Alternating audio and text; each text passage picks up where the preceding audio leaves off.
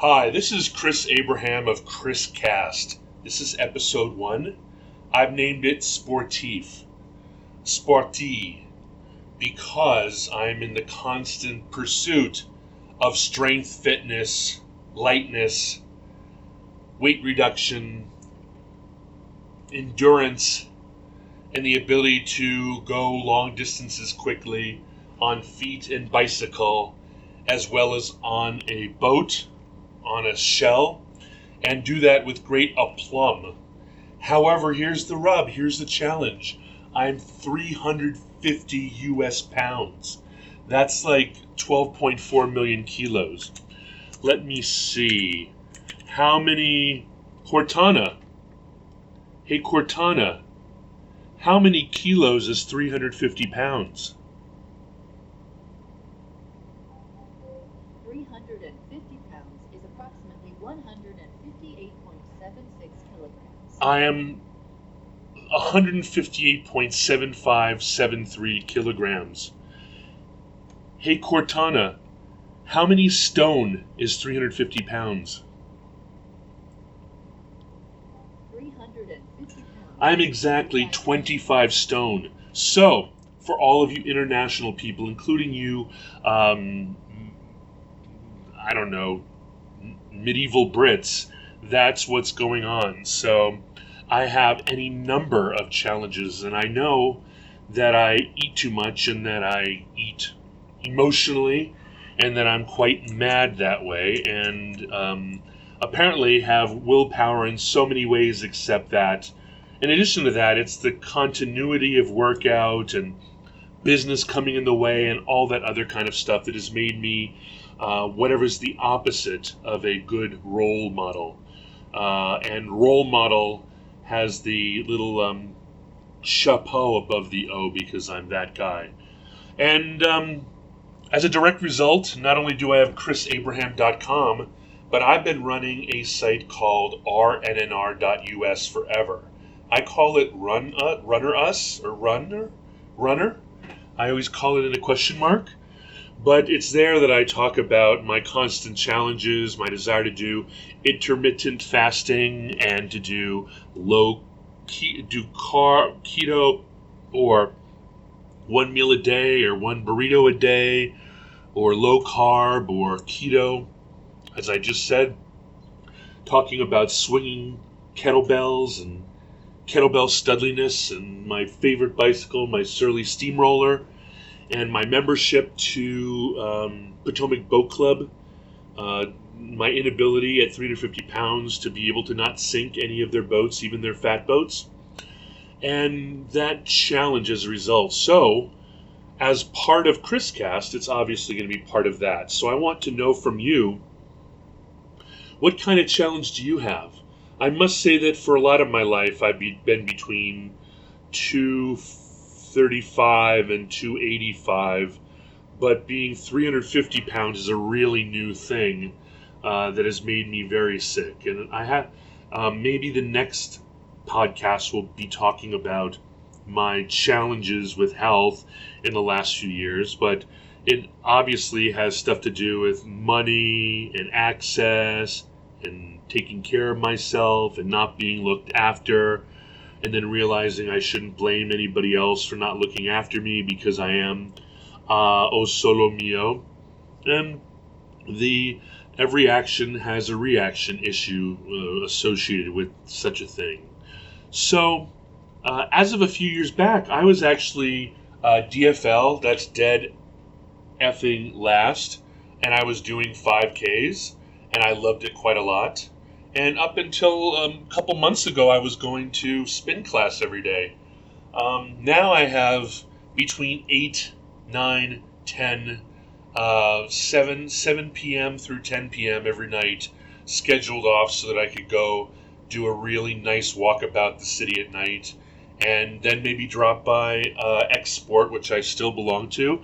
They're a local boutique gym where I can probably do 5x5, which includes very heavy weightlifting, including deadlifts and all that kind of other stuff that I can follow. So with the combination of my shuffle run walk that I can do for at least an hour every night. Oh, hat tip to Sergei Kryev, because Mr. Sergei Kryev is the gentleman who convinced me that every night before he goes to sleep, he spends an hour walking around his neighborhood. And he says that if it weren't for that, he would be crazier and much fatter, reminding me that humans were really only required to carry themselves, maybe their children. I dare say that my friend's children are basically like kettlebells or weighted duffel bags or any of those other kinds of things that people use for body weight and assisted exercises. And children in many ways are just like joining up for rucking, wearing a big backpack full of heavy plates or going hiking, because people who carry their lazy kids are effectively doing the equivalent of what, was it Hercules, who started carrying a baby calf on his shoulders and then it grew up to be a bull and then he was strong. Well, I think that these dad bods are fake. I think that in fact all dads and moms look like Hercules underneath their clothing. So my desire is to return to that level of fitness. I have no problem working all day on my standing desk, which is good because a couple years ago I was only doing that part of the day because I was feeling exhausted from it. Now I just need to use my treadmill desk to walk all day long. And in the evenings I can get outside, get that breath of air that Sergei Kryev suggests. Maybe stop by the gym and do some proper stretching or some work on a machine or whatnot. And if I go out between 7 and 10 or 8 and 11 or even just for an hour or two, I can avoid that messy hour when my body wants to eat an entire can of mixed nuts and an entire bottle of red Zinfandel. So it would be basically direct replacement theory of, instead of drinking wine and eating chips and peanuts, I would be doing something very simple. And I must remind you that walking is a full body exercise. It's not like when I'm on a treadmill or when I'm here. It requires walking up steps, dealing with obstacles, going up slopes, going down hills, engaging with curbs even, and all the different things associated with taking shortcuts. It's a lovely thing, and I highly recommend walking as a baseline, not as like the lazy person's thing. And as I wrote recently in Runner, it's the opposite of what Hercules did with his beloved giant bull. It's the opposite. So I have, by my very nature, I guess 150-pound bull on my back all the time. That is basically walking around with my best friend Mark on my back all the time, who's been, he says he's fat now, but let's say his entire life up until his 45th birthday, or when he got married or whatever, he was 150 pounds, soaking wet, with his girly little figure and his 5'10" girly figure. God, I hope he listens to this. I can slag people because nobody's going to listen to this. I hope Sergey does, because I compliment him. Anyway, it's like walking around with Mark Harrison on a fireman's carry over my shoulder all the time. I used to joke that it was like carrying a supermodel on my shoulders, but at 350 pounds, it's a 150-pound man, because lean, I guess I'm 190 to 200 to 210. So there's that. So in response to Hercules, it's sort of the exact opposite, where I will be basically, hopefully, carrying a 150-pound bovine dog, and eventually that dog will be 125, 100, going Benjamin Button. Benjamin Button. Benjamin Button's a cute name for a dog, or a goat, or a lamb. Anyway, I don't want to starve an animal, so it literally has to live backwards so that I can say that I'm not starving a happy 155-pound bovine down to being dead and crumbly off my back. So, whatever image you want on that, I would be happy to oblige. Some of the tools I use are a Garmin 920 XT and a Garmin 935 XT, two really nice, lovely GPS watches for my sport. I use an amazing Atlas wristband too, and dashboard in order to track my kettlebell swings and any type of workout that I do in my apartment. I have any number of Kettlebell USA kettlebells, as well as some other ones. I have a Concept 2 rowing ergometer and a Concept 2 ski erg. I have no reason, and I have a giant treadmill desk by Lifespan.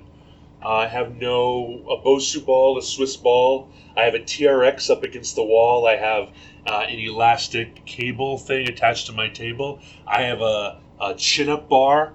I have a giant sandbag and a smaller sandbag. There's nothing in the world that I can't do in terms of prisoner fitness.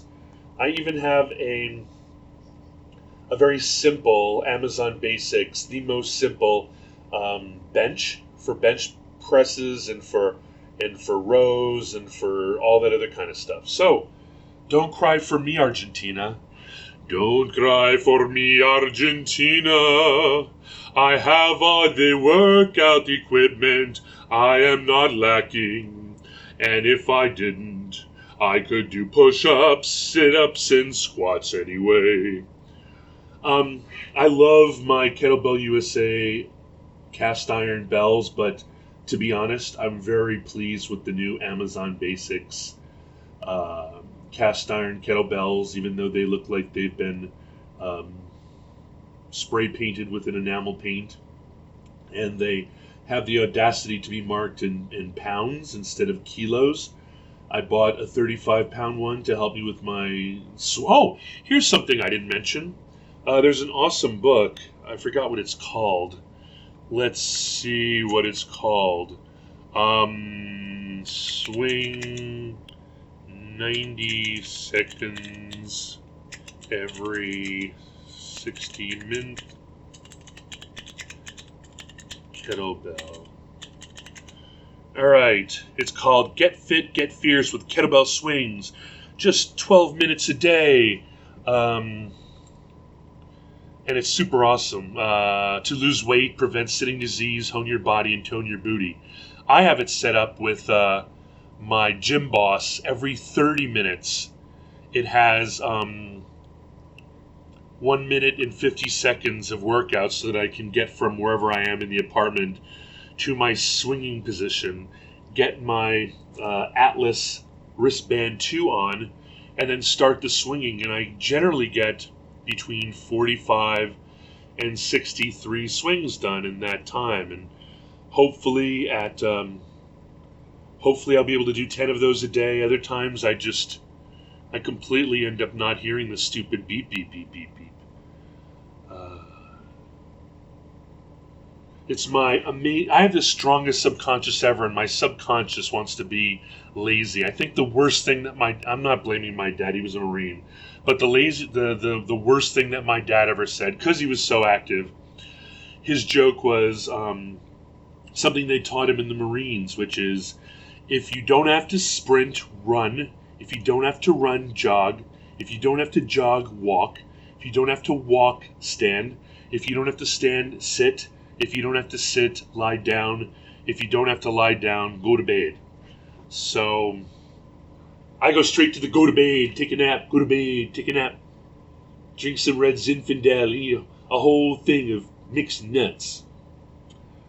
Good news is I don't have a sweet tooth, so sugary anything doesn't go past these lips, which doesn't mean that I could become a bouncing baby type 2 diabetic if I don't watch myself. So I'm hoping that these de facto podcast therapy sessions that you will then join me in.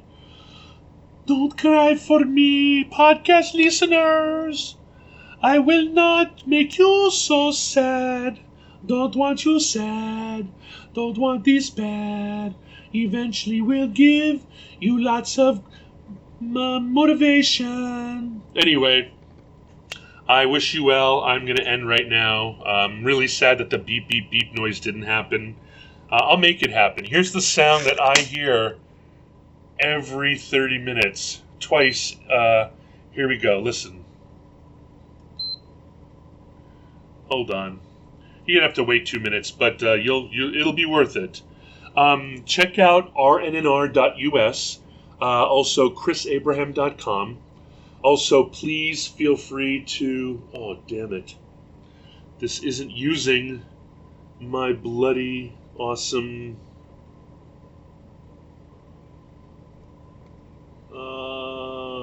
It's so sad. Well, anyway, I'm using the regular craptitious built-in microphone that's associated with this crazy HP Envy. That's something I'm going to learn too. I'm going to learn that after I turn off my computer and turn it back on again, that I really need to use... I need to set back up the Zoom H2. I've been yelling at my computer instead of using my beautiful, beautiful, beautiful H2 microphone. Dommage. Anyway, you can reach me at Chris Abraham. You can call me or text me at +1 202 352 5051. My email is chris@abraham.su. And in 34 seconds, there will be the beeping that I want you to hear, but I have to fill the space until then. Oh, I have a company, and I have another podcast. I've started a podcast with my business partner called the ChrisCast, very creative, and it is at gerr.is/podcast, and you can get it on all the sites and so forth, because I think I've submitted them there. And 6, 5, 4, 3, 2, 1. Oh, who wouldn't want to get up and do something when that happens, right? That's the worst sound ever. And then after 1 minute 50 or 100 seconds, is that 100 seconds? Then there's another one to let me know that the workout is complete. And but I do need to go ahead and I do need to do like 500 kettlebell swings in a row, because it doesn't really bring my heart rate up to where it needs to be in just 90 seconds, right? You need more time in order to... Maybe I should just make the timer longer. How many seconds would you make the timer? How many minutes would you make this podcast? We're approaching 19 minutes. I think that is just fine. Aloha, mahalo nui loa, ciao, auf Wiedersehen, hasta luego, hasta mañana, and goodbye. I should sing you that goodbye song, but I will protect you from that now. 3, 2, 1, beep.